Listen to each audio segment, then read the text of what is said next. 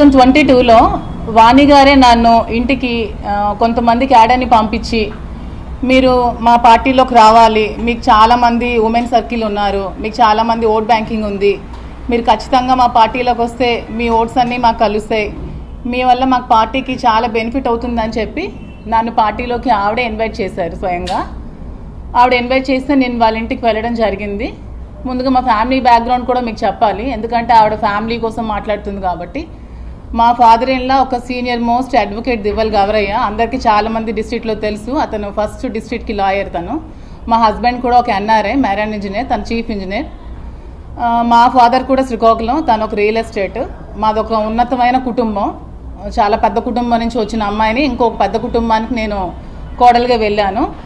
మాకు రాజకీయాలు చాలా దూరం, కానీ వీళ్ళు కోరడం వల్ల నేను మా ఇంట్లో ఒప్పించి నేను రాజకీయాల్లో జాయిన్ అవ్వడం జరిగింది.